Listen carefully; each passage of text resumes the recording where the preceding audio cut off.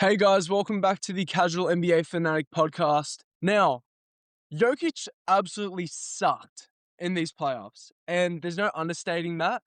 And when I say he sucked, like obviously, like the production doesn't look like awful whatsoever. But it's the fact that relative to our expectations and the reputation that he has garnered in this league, and the fact that he's supposed to be clear-cut the best player in the NBA, was a very disappointing showing for Nikola Jokic against Minnesota. And that does bring up quite a few question marks, whether you want to talk about where he ranks in just players right now in the league, and then it opens up all-time discussions, and then also just Denver's direction. Now, obviously, Denver's direction as a question is more or less like you keep building around Jokic because he is probably still the best player in the world. But there is a lot in terms of how you have to build around Jokic that actually might shift, especially with how the modern NBA is shifting towards more physicality and less offensive quality in the past few years. Now, the series versus Minnesota was disappointing, but the thing is, this is 3 years in a row now where Nikola Jokic has visibly struggled against physically athletic teams, whether it be Minnesota in 2024, OKC in 2023, and now come back again, Minnesota in 2026. Now, obviously, he put together still 26, 13, and 10 in this series against Minnesota, but the efficiency was disgusting. And it wasn't really the turnovers that were that bad. He still averaged 4 a game, but against OKC, with their speed to be able to play those gaps and passing lanes and actually harass him a bit more, send those blitzing doubles, like he's actually going to struggle in terms of the ball security more against a team like that. But against a team with a bit more length and physicality across the board, like Minnesota, that's where you see him struggle with the shooting efficiency more than anything. And he goes for 48% effective field goal percentage compared to 61% in the regular season. And he goes for 45% from the field, 19% from three. Absolutely disgusting in terms of like the three ball, which actually got cut in half of an efficiency. He was making 38% of those in the regular season. But the fact is, though, obviously it's a hard matchup for really anyone, and especially for a big man with no speed advantages on the floor, especially against a team like Minnesota with the Rudy Gobert matchup. But nevertheless, these are 3 inexcusable losses in a row that really put Denver in this horrible position in the first place. And in those 3 games, between games 2 to 4, this guy put up 25 points, 15 rebounds, and 7 assists. Sounds sexy, but he shot 34% from the field, 15% from 3, 36% effective field goal percentage. That is disgusting, and legitimately was outplayed by Rudy Gobert in the most pivotal games of the series when they went down 3-1. That cannot happen. Especially, like, considering the reputation that he's left. And Jokic isn't a bad defender by, like, any, like, per se, because, like, he's a great team defender who can play very cohesive. The drop coverage, the hands and stuff, the anticipation, playing that gap, he can do it relatively well. But at the end of the day, this is a negative athlete on the floor in your most compromisable defensive position. So Rudy Gobert completely outplayed him in terms of what Minnesota needed from Rudy compared to what Jokic was able to deliver for Denver from what they needed from him. And it's no different. Like, I mean, against OKC last year, like we saw him have these Herculean performances. I'm going to, on the top of my head, because I didn't write these down, but I think he would have had like a 42, 22, and 7 game. And he would have doubled down on that similar stat line also in that series. So he had some Herculean performances against OKC. But the fact is, this guy's floor has actually been exposed a little bit more. And this is why his best player in the world standing is really slipping away very fast right now. Because there's so much value in having that ultra high ceiling, like Luka Doncic just showed. But when your floor is actually really low and that can be exposed more so, that is where it becomes a bit more damaging to your team. And that's where guys like SGA and Victor Wembanyama, their floors are so high. And we also thought that with Nikola Jokic, and it is, like, I mean, the production he's still able to put up night to night on, like, most of the time it is relatively efficient. At his worst, he's still giving you maybe 55% effective field goal percentage in a series. But fact is, he's had some really poor performances against these specific teams and archetypes. Against OKC last year, he had 4 shit-fest performances out of 7. And that included those, again, same games 2, 3, and 4. And he averaged 21 points, 12 rebounds, and 5 assists. 5 turnovers as well. 33% from the field, 18% from 3. Very similar, 37% effective field goal percentage. So actually worse against OKC in those specific performances. Only thing is, against OKC, he can actually rise to that ceiling a bit more effortlessly, considering the overwhelming size advantage he has. But the thing is, though, when we look at what Denver was trying to ask from Nikola Jokic, especially in that game he went 7 for 26 in, like, the fact is Jokic can actually beat Rudy Gobert one-on-one in the large-scale big picture, like when you give him those possessions, but it just doesn't stabilize Denver's offense to the level that it needs to be at, considering how much they actually give up on the defensive end against a team that is so athletically powered like Minnesota. And the fact is, like, Jokic, like, running continuous post-ups, elbow catches, like, getting those inverted ball screens, trying to get some downhill penetration, it's not that effective against Rudy Gobert in terms of just the large-scale team efficiency in the half court, and it really just slows down the game a lot of the time. And the thing is, Rudy won a lot of those possessions, which he usually doesn't do this year in particular.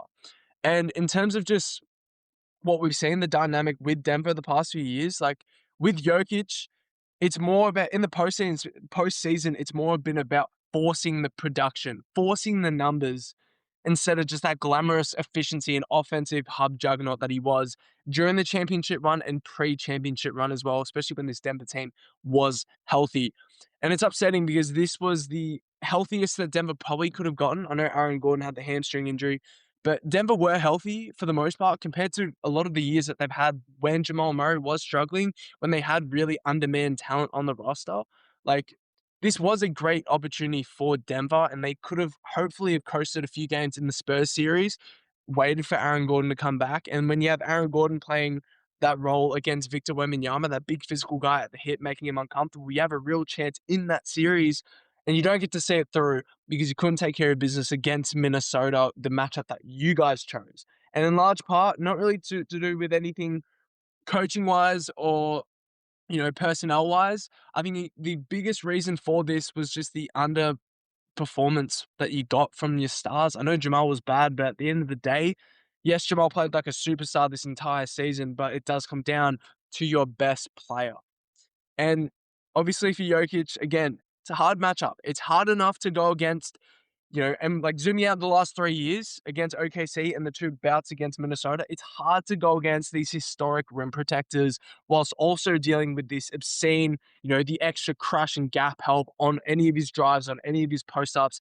It's insanely hard to deal with, but if anyone could have dealt with it, it could have been Nikola Jokic, but he just couldn't. And then what exacerbated the offensive issues was the fact that he just couldn't make any threes. And when his 3-ball leaves him, that's when Nikola Jokic's floor gets exposed majorly, because he does resort to it a lot in these playoff environments as like a bailout sort of shot. And the fact that he made 19% of his threes, literally cut down from 38% to 19%, that was disgusting. And the thing is, Rudy Gobert, like, you got to give a guy like him props. There's literally no big man in the NBA that can actually run around screens, chase him on the perimeter as well, hassle him on the perimeter, apply that ball pressure, but then also brace those drives and offer those last-minute contests. And it's because the guy's jacked. Like, through his core, he can absorb so much contact on the fly as well when he is recovering on those drives. He can cut off angles, and then that wingspan is fucking absurd. And in terms of like the contest he was able to offer close to the rim as well, but also the contest he was able to offer on those closeouts, super disciplined, super composed the entire series. Rudy Gobert might be pushing himself back into that top 40 zone in the NBA in terms of just plays around the league. And he's a top 3 defender on the planet, like, regardless of anything that you believe. Obviously, Victor he's probably number 1. Chet or Rudy, interchangeable 2 or 3. That is where Rudy makes his money, and he just proved it this series. He earned $40 million literally from what he just did against Nikola Jokic. Minnesota are not anywhere close to this position if Rudy isn't on the floor, and he's the only talent in the NBA that can put together a defensive performance for an entire series like that against the greatest and most talented offensive player this game has ever seen. I just want to quickly just harp on that. But in terms of the conversation back to Jokic, like in terms of where he stands in the league right now, it is an interesting question. I mean, the fact is he's still the best offensive player in basketball in terms of how he can affect the team offense. He's probably still the most resilient scorer in the NBA, which by title, I think SGA might be taking that at this point in time. We'll have to see a bit more from SGA as he go against more testing defenses, which It might not be LA, but when he gets to the conference finals, then we can actually grade SGA once again. Because again, his SGA's player performance last year wasn't anything absurd from himself as an individual standpoint. And just with Nikola, like, obviously he's the best passer in the NBA. He's the best connective piece in the NBA, best offensive hub. He leads just the most glamorous, just simple, basic offense that executes in the large scale. And like, if you look at the regular season, also, like, obviously he had the injury, but he still put together 28 points, 13 rebounds, and 11 assists on 62% effective field goal percentage. So the guy's still a freak. He's still the best post-up fulcrum in basketball as well. The physical imposition he brings to the game, the over-the-top advantages, the shot touch, obviously so super glamorous. The three ball was there in the regular season. So whether you have him as the best player in the NBA or not, that probably resides in how you, like, it depends on your criteria, right? The thing is, Jokic's offense is something that no one in the NBA can bring, but obviously there are drawbacks in these playoff environments with his defense and the lack of athleticism, and sometimes the lack of pace, and then the lack of composure too. And it just depends on what you actually prefer. Like, a lot of people love the versatility. That's why a lot of people used to love Giannis over Jokic. That argument, even after Jokic won the title. So people will look towards Wemby and SGA because they give up less in other aspects of the game. But what this guy does on the offensive end, only SGA rivals.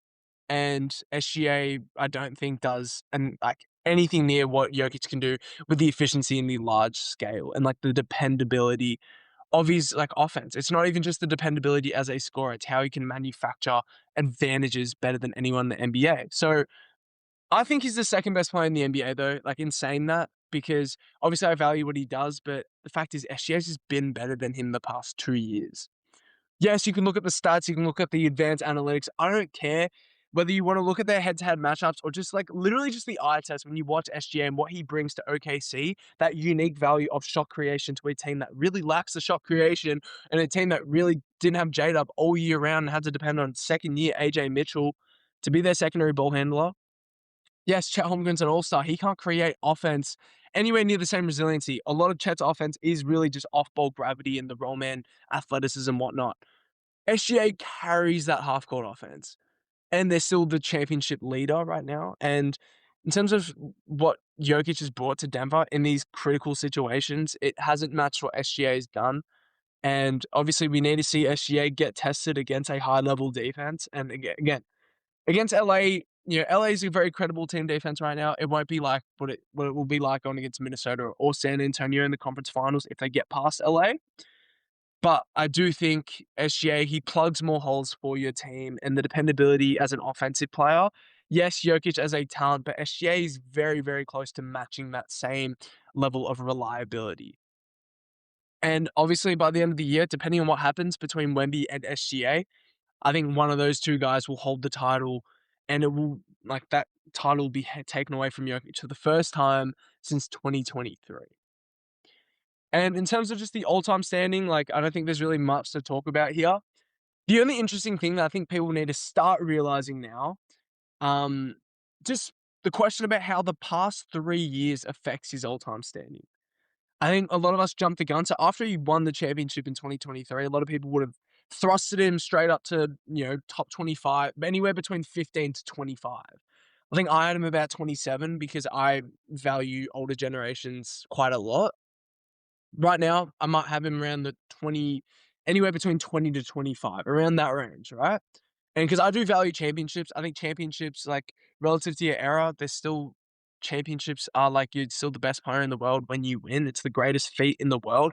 And the more times you do that, depending on era, like, obviously it's more talented now. So championships have to get weighted differently in today's era. But at the end of the day, like, Magic Johnson's 5 titles is something that I still weight over Steph Curry's 4 titles. Especially considering like the talent that each of them had as well. But that's a different argument. But in terms of Jokic, for the guys that want to push him into the top 10 or just see that top 10 all-time vision for him, it's in big jeopardy just based off the last 3 years. Because the fact is, like, guys that are in the top 10 all time, their prime years typically end with more than one title and typically don't have, like, multiple blemishes right now. I genuinely think the OKC series was a relative blemish for Nikola Jokic. I'm not going to say the 2024 series against Minnesota was that bad, it was a struggle and it was pretty ugly. Again, it was him forcing that production. It wasn't the same glamorous dominance. And, in terms of like this series against Minnesota, this might be the worst of them all. So I don't know about top 10. I still see the vision for top 15 because at the end of the day, this guy has 3 MVPs in this talented era, this overwhelmingly talented era. He has 3 MVPs, still has the finals MVP, the championship. He still holds the most dominant individual run that we've seen in this era, in this generation, which is what he put on in 2023 in that postseason. And that weights a lot as well. Just the actual apex level that he reached, no one in this generation has reached. He's still got 8 All-NBA selections because he's going to make the All-NBA first team again this year. So 8 All-NBA selections. The longevity is matching up with him as well. That's another big criteria for me, your longevity of dominance, because that just shows the aggregate value you are giving to a franchise across a lengthened period of time. So longevity does factor a lot for me. And in terms of the resume, it's pretty sexy. He's got the rebounding and assist title season 2 right now, which is going to go down very historically. And he's got 2 years averaging a triple-double with the efficiency as well, which is fucked. So, sorry for the swearing, but in terms of the all-time standing, I still see top 15, but top 10 realistically might actually be out the window, considering the fact that this is supposed to be him at his absolute apex in terms of team, like affecting his team, and he also is being surrounded the best that he ever has, and he still hasn't been able to achieve multiple titles. But who knows? He could always come back next year. I just think as Wemby keeps growing and OKC keeps stabilizing, it's going to get harder and harder for Nikola Jokic in Denver with his current construct, like that harps around offensive quality. And there's not much athleticism, like physical motor athleticism, physical intensity, except for outside of Christian Brown and Aaron Gordon. There isn't that much physical intensity in the starting unit. And except for Aaron Gordon, there is no skilled physicality on the roster. There are no guys that can actually bring just super skilled, like, shot making, play finishing, all this elite, absurd timing of their, actions and, their cuts and like their rolls, their crushes. There aren't many guys on the roster that can bring that, but also bring that brute physical intensity on the team. Actually crush boards, actually utilize their strength, fight, battle for positioning every single time, fight on the margins. There isn't anyone outside of Aaron Gordon that can do that. And with Aaron Gordon's injuries, it just looks pretty bleak for Denver because this was the highest that they could have gotten and they blew it in the first round. So who knows? A lot of questions to answer about Nikola Jokic, but I'll let you guys just kind of answer them. I just want to do a little discussion here as to how I kind of, pictured it after what was a pretty terrible finish to the season. But Nikola Jokic is Nikola Jokic, and he'll probably come back. He'll probably win another MVP in his career. Who knows? But Denver should be fighting for titles continuously for the next few years. This might just be a bump in the road, and I hope so because I'm a massive fan of what Denver's built and Nikola Jokic himself. But we'll have to wait till next year to evaluate him again. I appreciate you guys for listening. Obviously, let me know how you guys feel about Nikola Jokic. I mean, are you guys higher on him, lower on him, whatnot? How you think you'll end up all time, considering this is the biggest blemish on his career resume? But I appreciate you guys for listening, and I'll catch you guys in the next one.